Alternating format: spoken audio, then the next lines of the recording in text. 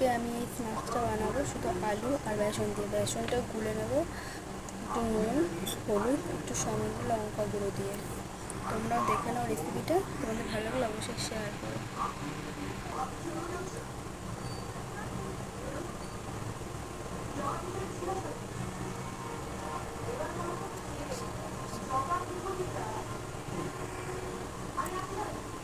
এক একটা করে আলু এইভাবে ঢুকিয়ে নিয়েছি, সব আমার রেডি হয়ে গেছে।